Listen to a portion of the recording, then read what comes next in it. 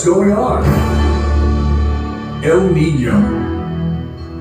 The ocean and atmosphere are a coupled system, working to balance the Earth's heat distribution in response to the uneven heating of the Earth's surface. This attempt at balance drives the major wind patterns and ocean surface currents around the world as they dance to move heat to where it is cold and cool where it's too warm. The trade winds are the prevailing winds in the tropics, blowing from east to west, from the Americas to Asia, and in part a result of this unequal heating. These winds were used for centuries by sailing ships crossing the world's oceans to conduct trade, giving them their name. Normally the trade winds are strong, dragging warm water across the Pacific where it piles up in the western Pacific as a pool of warm water. When the ocean waters move away from the coast of South America, cooler, nutrient-rich water from below moves up to replace it, a process called upwelling. This nutrient-rich water promotes the growth of plankton, microscopic plants and animals that are prey for small fish that, in turn, are prey for larger fish. The result? One of the largest fisheries along the coast of South America. But in some years, the trade winds weaken, or even reverse direction, allowing warm water piled up in the western Pacific to slosh back across the tropical Pacific toward the coast of South America. The upwelling of colder water slows down or stops. This lid of warm, light water prevents the deep, cold, heavier, nutrient-rich water from reaching the surface. The result? The collapse of a huge fishery.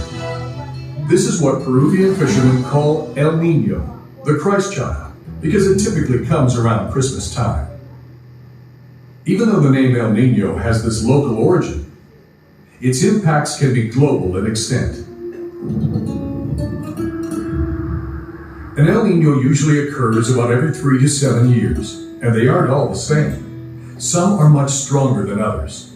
Really strong ones occur only infrequently, perhaps every 10 to 20 years. When a strong El Nino occurs, it can disrupt ocean conditions throughout the entire Pacific, which impacts weather around the globe for more than a year. The weather effects of each El Nino can be a blessing or a curse for different continents around the world. In some places, it may bring beneficial rain. In others, droughts, dangerous heat waves, and heavy rains and floods. Typically, an El Nino lasts less than 1 year. It ends when the trade winds regain their strength, pushing the warm water away from the coast of South America back to the west. But this adjustment may overshoot and swing too far, resulting in unusually cold water off the west coast of South America.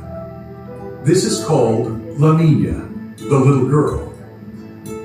More often, it ends up somewhere in the middle. It's like a dance. Sometimes the music speeds up. Sometimes it slows down. In this dance, the atmosphere initially has the lead and the ocean follows.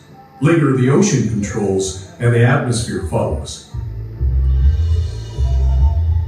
It is the extreme El Niños and La Niñas that take the greatest toll on humans and on marine life. Fortunately, our ability to forecast El Niños has improved dramatically over the past few decades. Our instruments have gotten better. Our records of ocean temperature have gotten longer. And measurements taken by satellites, used with those taken by ships and ocean buoys, are providing more detailed information over entire ocean basins. Our world is warming. Our climate is changing. How will this impact future El Niños? Scientists have made great strides in improving our understanding of El Nino, yet there is still much to learn, and many exciting research questions remain. As our understanding improves, our ability to predict El Nino and its impacts will provide tremendous benefits to people across the planet. This is just one of the important challenges we face.